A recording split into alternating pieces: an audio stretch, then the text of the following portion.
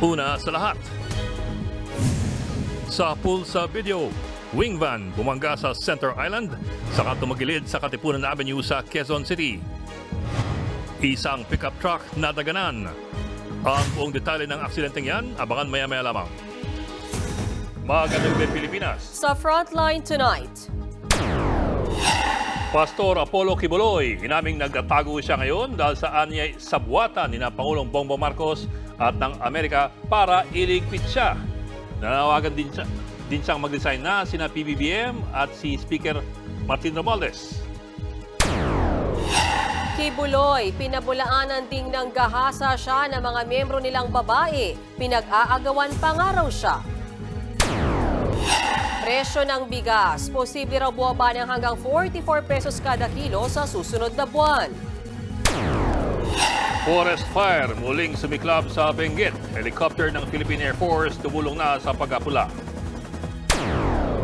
At Christopher Min, binuweltahan ng kampo ni Dominic Roque at ang dalawang nadadawit na politiko.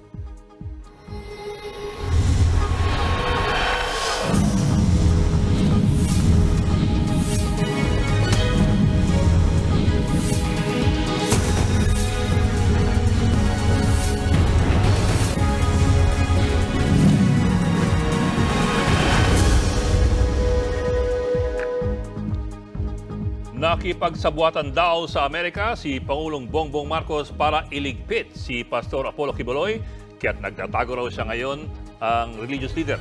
Kasabay niya, nanawagan ng pastor na mag-resign sina PBBM, ang First Lady at ang House Speaker. Narito ang aking report. Ang buhay ko ngayon ay nanganganib. Kahit mukha ko, hindi ko pwedeng ipakita sa inyo. Inamin ng leader ng Kingdom of Jesus Christ si Pastor Apollo Kibuloy na nagtatago siya ngayon bunsod ng anyay banta sa kanyang buhay. Malalaking tao raw ang nasa likod ng planong bigla na lang siyang dukutin at patayin. Ayon pa raw sa source ni Kibuloy, nakikipagsabwatan sa Amerika sina Pangulong Bongbong Marcos, First Lady Liza Araneta Marcos at House Speaker Martin Romualdez. Hanggang maaga pa, Bongbong Marcos, Liza Marcos, Martin Romualdez, bumaba na kayo sa posisyon. Mag-resign na kayo sapagkat hindi hihinto ang tinig na ito habang naririyan pa kayo. Dagdag pa ni Kibuloy, milyon-milyong piso raw ang patong sa kanyang ulo. Tinitiktika na rin daw siya ng Federal Bureau of Investigation o FBI at Central Intelligence Agency o CIA ng Amerika. Ang reliable sources dumating sa akin, ang ulo ko po ngayon may patong na $2 million or 100 million pesos. Ang ipinatong sa ulo ko, baka yan ay madagdagan pa kung may maunang makapatay sa akin. Hindi po ako magpaparesto sapagkat ako po ay siguradong papatayin. Kasi rendition na ang kanila, hindi na po extradition. Pero sa inilabas na wanted poster ng FBI laban kay Pastor Kibuloy, wala namang nakalagay na reward money. Ayon sa US Embassy, higit isang dekada nang iniuugnay si Kibuloy sa mga kaso ng pang-aabuso sa karapatang pantao, kabilang ang rape. Kumpiyansa ang Amerika na makakamit din ng hustisya sa mga anilay kasuklam-suklam na krimen ng pastor. Sinubukan naming hinga ng komento si Pangulong Marcos tungkol sa paratang ni Kibuloy, pero hindi siya nagpaunlak ng panayam. Wala ring pahayag ang First Lady. Naglabas naman ng statement si Speaker Romualdez. Anya, nagtatrabaho sila ni PBBM alinsunod sa ating konstitusyon. Wala raw basihan ang paratang ng pastor na nakikipagsabwatan sila sa Amerika. Inililihis lang daw nitong atensyon mula sa mas seryosong usaping legal. Payo ni Romualdez kay Kibuloy, sagutin nala ang mga akusasyon na ibinabato sa kanya at galangin ang legal na proseso. Pinabulaanan ni Pastor Apollo Kibuloy na ginahasa niya ang ilang babaeng miyembro ng Kingdom of Jesus Christ. Anya, siya pa raw ang pinag-aagawan. Nasa frontline ng balitang yan si JC Cosigo. Mariing itinanggi na leader ng Kingdom of Jesus Christ na si Pastor Apollo Kibuloy ang mga akusasyong nanggahasa siya ng mga babaeng miyembro ng kanilang grupo.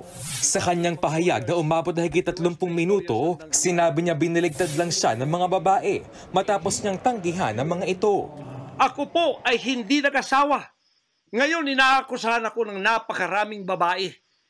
Ito po ang kasalanan ko. Pinayaman ako ng Panginoon Diyos, akala nila sa akin.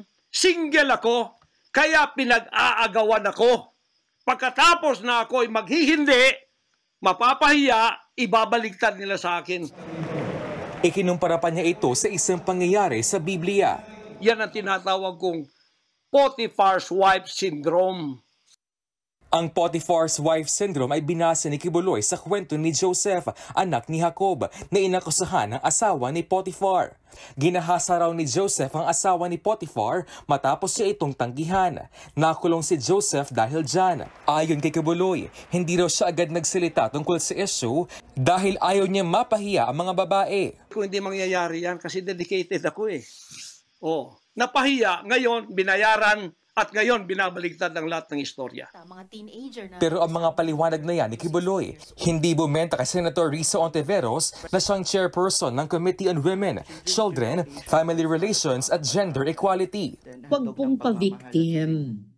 Ang hinihingi lang sa inyo ay humarap sa mga legal na proseso, kasama ang proseso ng Senate investigation. Huwag niyo pong dalhin sa lengguwahe ng patayan. Kahit yan ang nakasanayan nyo. May nakabinbing sabina sa Kamara at Senado si Kibuloy. Dahil yan sa hindi niya pagsipot sa mga pagdinig kaugnay sa alegasyon ng pang-aabuso sa Kingdom of Jesus Christ. Kung magmamatigas pa rin daw si Kibuloy, ipapaaresto na siya ni Ontiveros. Bukod sa mga akusasyon dito sa Pilipinas, may kinakaharap din mga kaso si Kibuloy sa Amerika. Sa kabuuan, nasa 43 counts ito ng iba't ibang kaso. Na-indict na siya sa District Court sa California dahil sa mga kaso ng sex trafficking, fraud and coercion, conspiracy at cash smuggling. Kaya noong November 2021, nag-issue ng arrest warrant ng korte at isinama siya sa most wanted list ng FBI. Depensa naman ng pastor, nakahanda siyang harapin ng mga reklamo. Pero ilang beses na urong ang pagdinig ng korte sa mga kaso niya. Dahil nandito ako, I will use my constitutional rights for extradition na siyang treaty ng ating bansa. Yan po ang iniintay ng mga lawyers ko dito sa Pilipinas at sa Amerika. Dinipensahan din ni Kibuloy ang umano'y pagsosolicit ng kanyang mga miyembro sa publiko. Anya, wala siyang ninakaw. Ang mga pera umanong nalilikom nila ay ginagamit para sa humanitarian efforts. Iginiit din ni Kibuloy na kailanman ay hindi siya gumamit ng illegal na droga at hindi rin daw siya drug lord.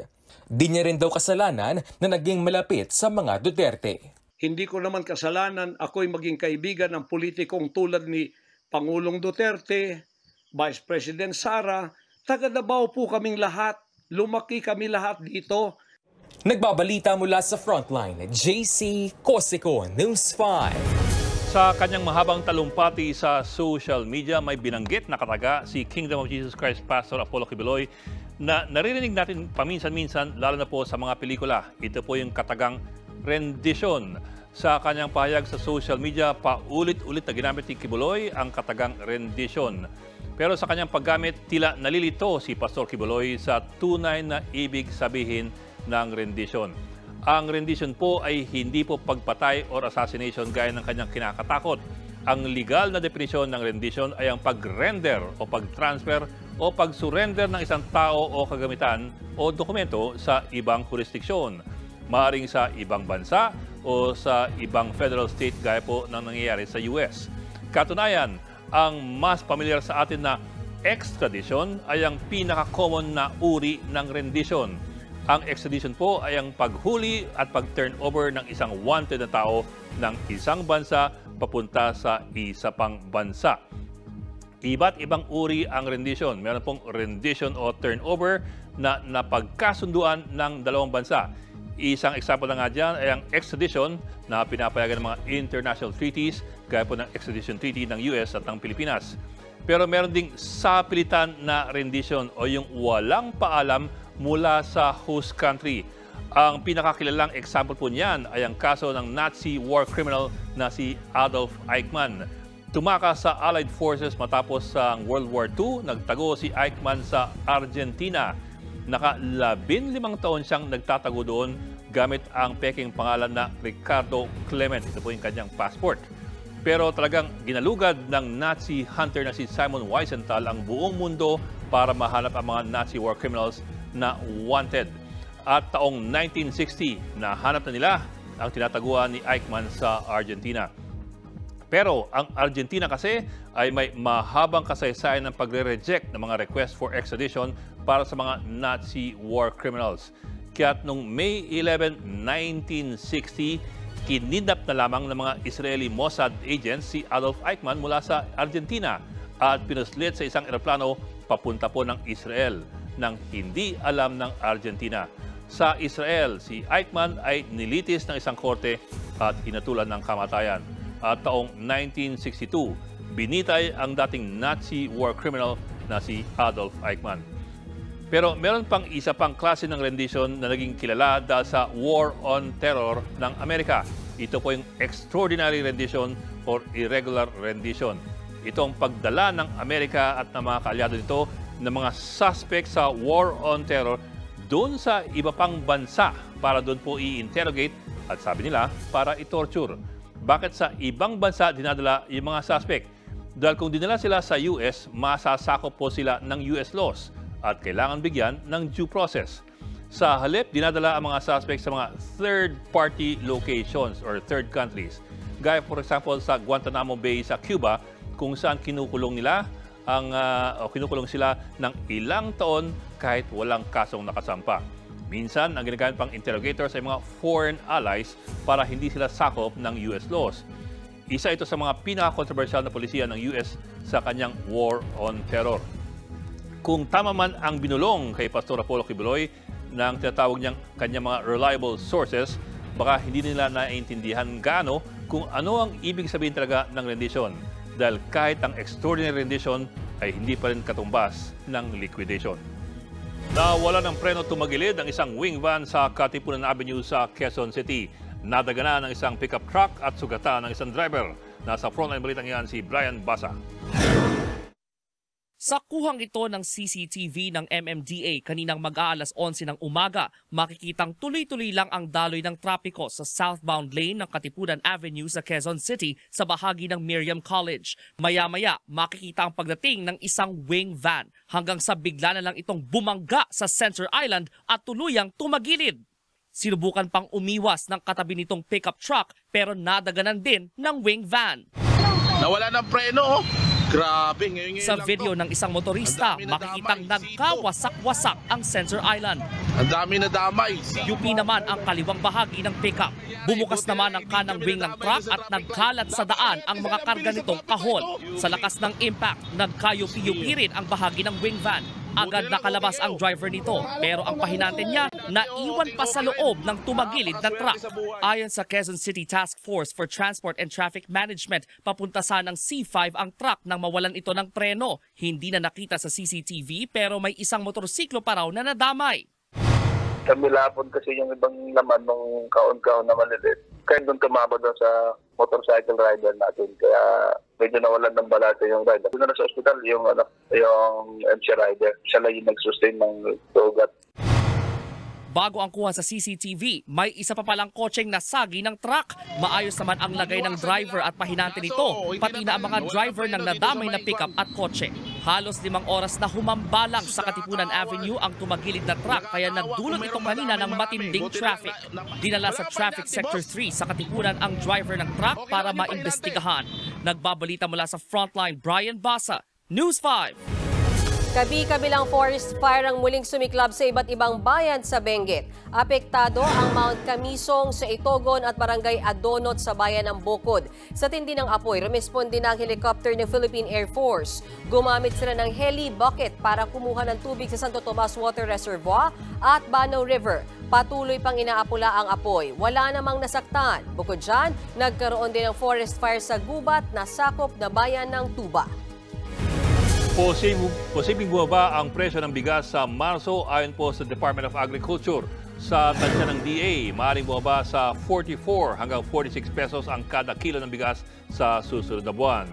5 hanggang 9 pesos na mas mababa yan kumpara sa bentahan ngayon sa mga pamilihan. Duluto ito ng nagsabay na anihan at pagbaba ng presyo ng imported rice. Ang pulang sibuyas naman, bumaba rin ang presyo. Halos 175 pesos na lang ang isang kilo nito mula sa dating umaabot ng 188 pesos. Ayon sa grupong Sinag, epekto ito ng mga smuggled na sibuyas na binibenta na rin online. Dapat na nila itong aksyonan ng pamahalaan dahil baka sumadsad pa ang presyo at malugi ang mga magsasaka. Susunod, demandaang manok na panabong, hindi pinilusot sa NAIA dahil kulang daw sa dokumento. Mga sabongero nagrereklamo. Smuggled sports car ng ilang linggo hinanap, natagpuan na. At Melay Cantiveros nagala avatar sa promo video ng The Last Airbender. Magbabalik pa ang Frontline tonight.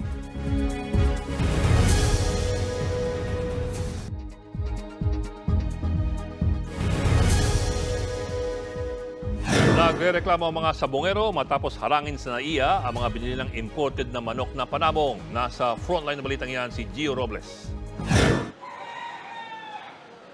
Sa NAIA Terminal 1 naharang ng Bureau of Animal Industry o BAI ang mga kahon na ito na may lamang mga manok. Nasa 500 game fowl o manok panabong yan na galing pa sa Atlanta, Georgia sa Amerika. Inangkat ito ng mga Pinoy breeder para paramihin dito sa Pilipinas. Pero ayon sa BAI, kulang sa dokumento ang mga imported na manok panabong. Napasugod tuloy sa cargo warehouse ng NAIA sa Pasay ang nasa 70 sabongero kanina. Ang breeder na si Joselito Marino mula Tanawan, Batangas, dismayado raw dahil baka mauwi sa wala ang kanyang puhunan. Nasa 2 milyong piso raw ang nagastos niya para sa 30 manok panabong. Kung tumagal pa yan dyan, saan ang mangyayari kayo? Ay baka mamatay ho yan. Ay siyempre sa init, ay kailangan yun nahahanginan, wala ho, kulub na yun miski may kontisyon kulang yun. Dismayado rin ang breeder na si Marlon Sabal at kanyang asawa. Kagabi pa sila naghihintay sa NAIA para sa 6 na manok na binili nila sa halagang 200,000 pesos. Talagang sa totoo lang, malungkot. Hirap na hirap kami. Wala pa po kaming tulog Unang-una, na-expect namin makukuha agad yung manok. Giit naman ang nagpa-ship ng mga manok panabong na si Juan Bacar Jr., kumpleto sila sa mga dokumento. Ipinakita ni Bacar sa News 5 ang SPS import clearance na aprobado mismo ng BAI. May health certificate din sila mula sa United States Department of Agriculture o USDA bilang patunay na ligtas sa bird flu ang mga manok. Na-issuean nyo na ako ng permit. Tapos all of the sudden may new rules kayo. I don't know what kind of protocol na sinasabi niya. Sa akin, naisip ko, harassment to on our side. Pasado rin daw sa customs ang kanilang mga inangkat na manok panabong, kaya ipinagtataka raw ni Bacar kung bakit sa BAI lang sila nagkaproblema. He's favoring maybe some officials na he's into shipping business or who knows, Giit naman ng BAI, meron talagang mga kulang na dokumento dahil ang lumang guideline daw ang sinunod ng shipper. Sa ngayon po kasi meron mga bagong nire-repress ang mga bagong protocols at mga sistema ang ating gobyerno para po maproteksyonan ang ating industriya ng mga pagmamanukan dito sa Pilipinas. Sa kabila niyan, hindi na idinetalye ng BAI kung anong mga dokumento ang sinabi nilang kulang. Pero kapag nakumpleto na ng shipper ang mga dokumento, pwede naman daw kunin ang mga manok. Sa ngayon, dinala na sa opisina ng Bureau of Animal Industry sa Quezon City ang mga imported na manok panabong. Nagbabalita mula sa Frontline, Gio Robles, News 5. Natuntun na ng Bureau of Customs ang ikalawang sports car na napag-alamang smuggled o ipinuslit. Natagpuan ng mga otoridad ang 165 million pesos na luxury car sa isang exclusive subdivision sa Alabang, Muntinlupa. Ilang linggo rin itong pinaghahanap. Ang Chinese national daw na may-ari ng kotse ang mismo nakipag-ugnayan sa customs at nagsuko rito. Pero abogado lang niya ang humarap kanina sa mga operatiba. Hindi ligtas sa asunto ang may-ari kahit nakuha na ang sasakyan. February 3 nang maispatan ang luxury car sa iba't ibang bahagi ng Metro Manila at Cavite, sa kanabistong smuggled ang mga ito. Naunang isinuko sa customs ang isang pulang sports car noong February 9. Naudlot ang pagdinig ng Kamara sa panukalang pag-amenda sa Saligang Batas. Kasunod po yan ang panawagang unahin ang pagdinig sa aumento sa sahod kaysa sa tsa-tsa. Nasa frontline ng balitang yan si Marian Enriquez. Sinalubong ng protesta ng ilang manggagawa at iba pang progresibong grupo ang unang araw sana kanina ng deliberasyon ng Kamara sa Resolution of both Houses No. 7 na nagtutulak ng economic amendment sa Saligang Batas. Panawagan ng grupo, Tutukan na lang muna sana ang panukalang wage hike na pinasa ng Senado imbis na unahin ang tsa-tsa. Yung House kasi mas inuuna pa yung charter change kesa doon sa pagdinig sa sahod at iba pang mga pangangailangan ng mga kababayan natin. Sa gitna ng rally, hindi naman natuloy ang mismong pagdinig na iniurong na sa Lunes. Sa proseso ng magiging pagdinig sa RBH No. 7, imbes na idaan muna sa regular na committee hearing, magko-convene na ang lahat ng mambabatas bilang Committee of the Whole para makasali agad sa debate ang higit 300 miyembro ng Kamara. Tuwing Lunes hanggang Miyerkules ng hapon, kada linggo planong mag-convene ang Committee of the Whole hanggang matapos ang deliberasyon. We have already been inviting the resource persons and they'll be available on Monday. So it will be a series of hearings and I do not yet have a definite timeline until when we'll be conducting the hearing. Una nang sinabi ng House leadership na gusto nilang maipasang panukalang economic amendments bago ang susunod na State of the Nation address ng Pangulo sa Hulyo. Pero paglilinaw nila, hindi mamadaliin ng Kamara ang pagdinig dito. Hindi po kami shortcut. In fact po parang repeat performance na lang po ang ginagawa namin because nga paulit-ulit na po namin ginawa ito.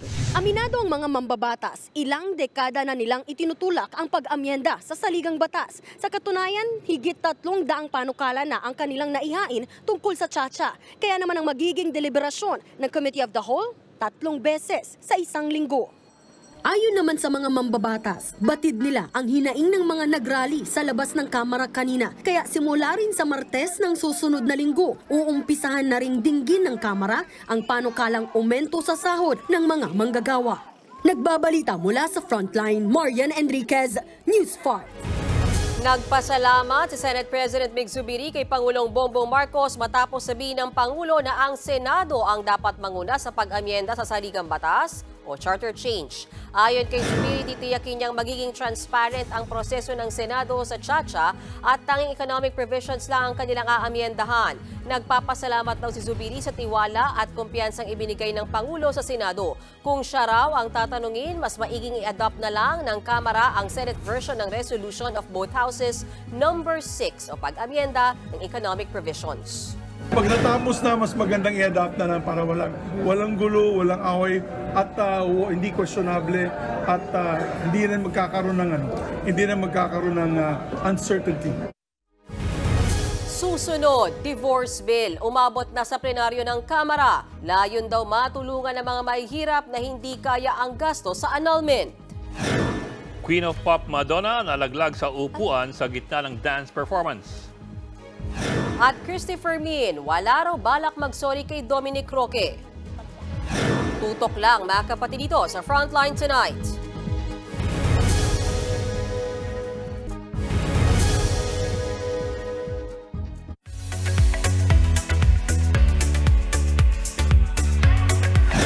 Showbiz Tonight na tayo. The show must go on pa rin para sa Queen of Pop na si Madonna matapos malaglag sa upuan sa gitna ng kanyang concert sa Amerika.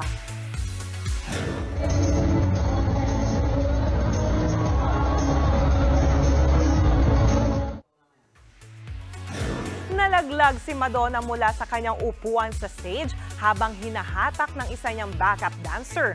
Nadulas ang backup dancer habang hinihila si Madonna kaya bumagsak ang 65-year-old na Queen of Pop. Pagkatapos ng nangyari, nag-post lang siya at nagpatuloy sa pagkanta. Ongoing hanggang April ang kanyang The Celebration Tour. Mainit na sinalubong dito sa TV5 ang dalawang bida ng Avatar The Last Airbender na sina Gordon Cormier at Dallas Liu.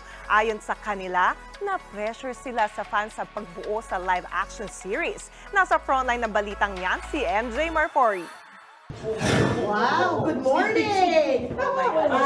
Dito sa Kapatid Network, ang first stop sa bansa ng mga bida ng Avatar The Last Airbender na sina Gordon Cormier as Aang at Dallas Liu nagaganap bilang si Prince Zuko. Ang kanilang first ever Philippine guesting nangyari today sa Good Morning Kapatid.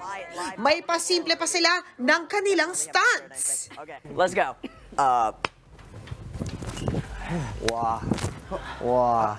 So we're kind of able to have some fun of what these would look like on screen. Okay, here we go, here we go.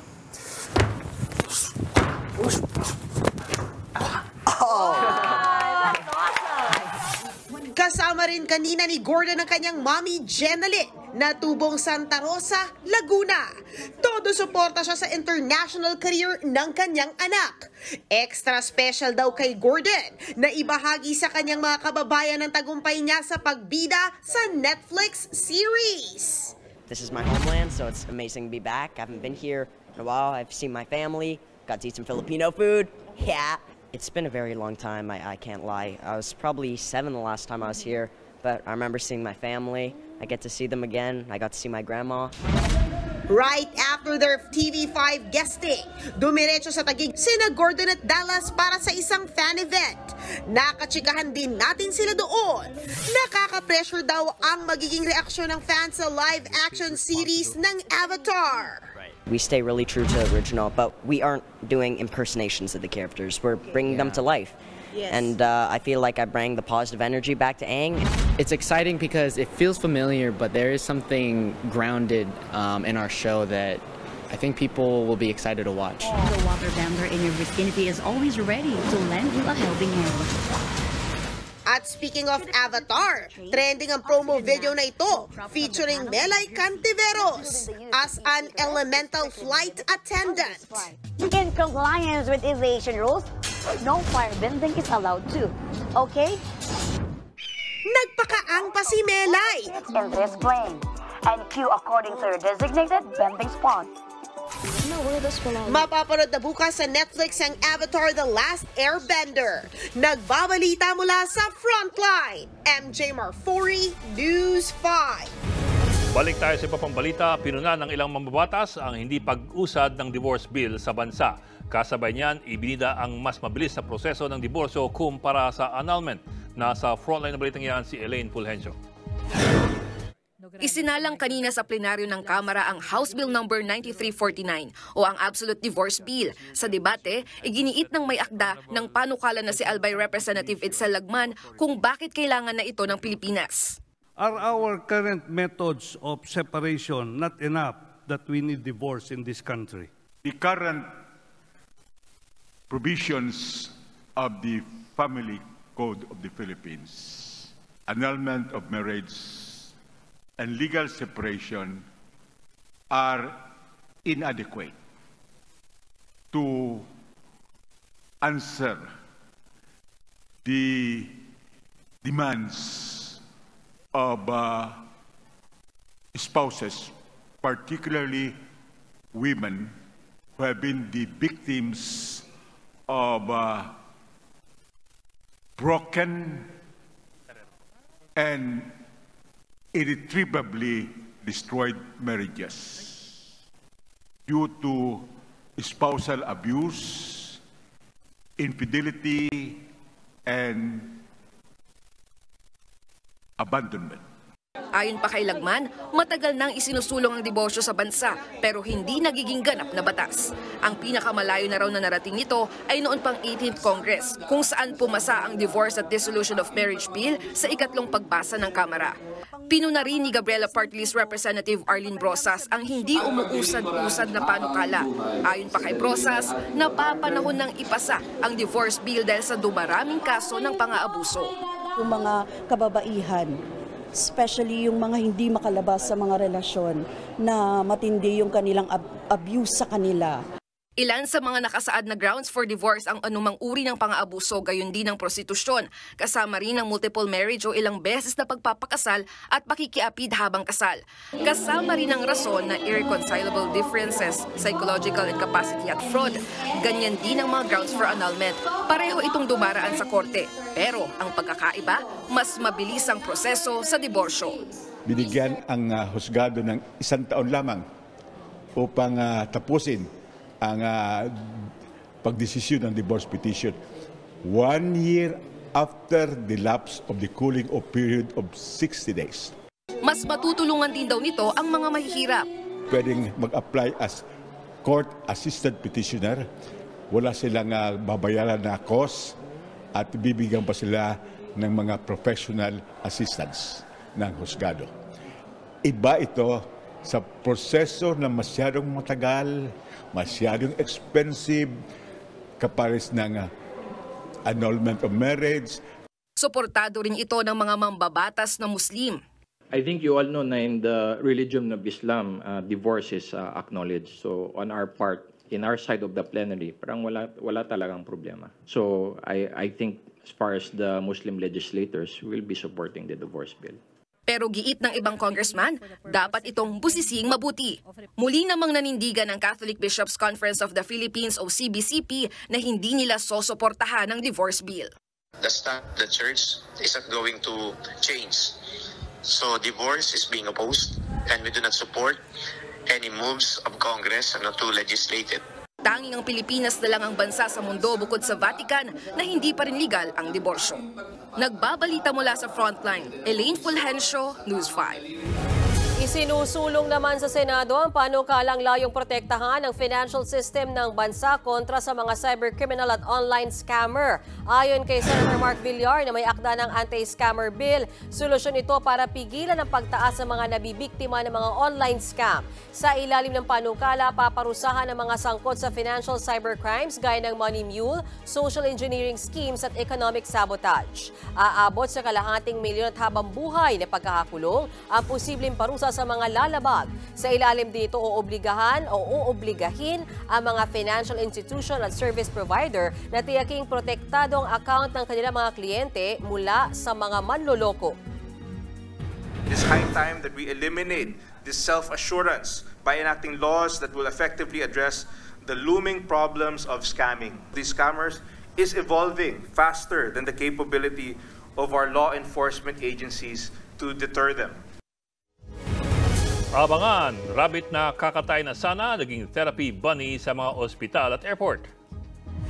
At Christopher Min, nilinaw na wala siyang malisyosong sinabi kay Dominic Roque kaugnay ng hiwalayan nila ni Bea Alonzo. Kahit minsan, hindi ko sinabi na si Dominic Roque ay nakatira sa isang condo unit na pag-aari ng isang baklang politiko. Tuloy-tuloy ang balitaan dito sa Frontline Tonight.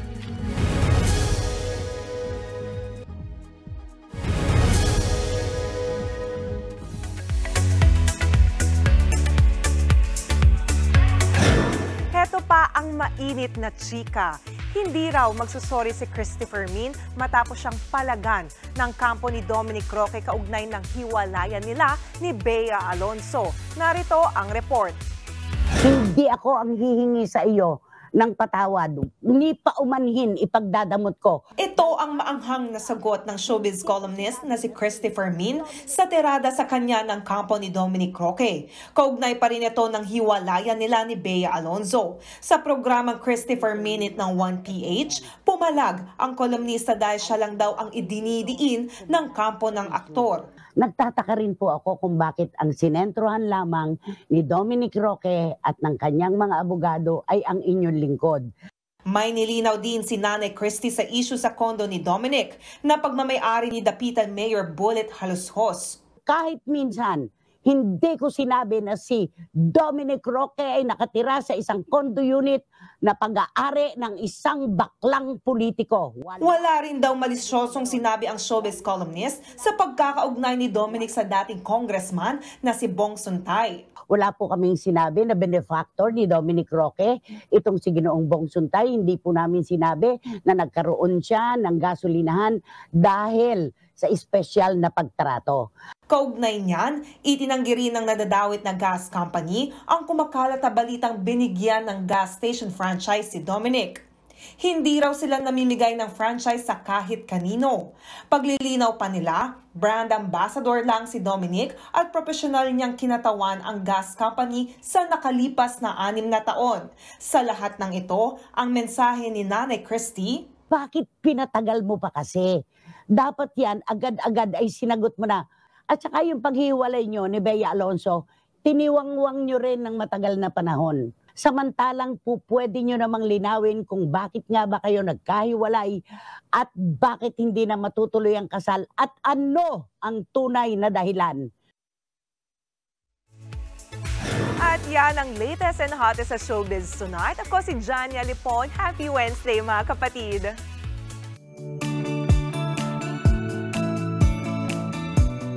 At para naman sa ating pabaong pampa-good night, nabigyan ng second life ang isang rabbit sa Amerika. Kakatayi na sana ang rabbit nang i-rescue ito at ngayon nakakatulong pa sa mga pasahero at pasyente. Yan si Alex, sakay ng kanyang electric car. Mabuti pa siya. Cute. Umiikot siya sa mga ospital at airport sa San Francisco. Siya ang nagpaparelax sa mga nervyosong pasyente at pasahero. 2020 nang masagip sa isang slaughterhouse si Alex. Ngayon, instant superstar na ang tinaguriang Therapy Bunny. Higit 26,000 na ang followers sa IG ng sikat na rabbit. Dapat meron tayo niyan dito. Ang cute naman. May kaibigan akong pare, ang advocacy niya, farming rabbits.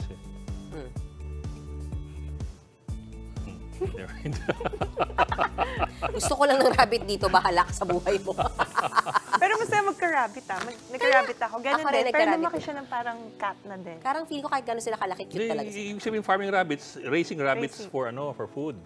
Ay, di namin na-gets ni Johnny. Okay. Teka muna, kasi bakit? Mas mabilis silang lumaki kaysa sa baboy. So it's his way of therapy nga na-save nga poverty. Okay, pwede naman may magulay na lang siya. Natin pakialaman yung mga rabbit naman. Okay, magulay na lang. Sige. At yan pong 45 minuto pag yung malaking headlines. Balitan at diskusyon para sa paghubog ng matalinong opinyon. Kami yung kasangga sa balita. Ako po si Mayan Los Baños. Ako naman po si Adlingao. Magandang gabi.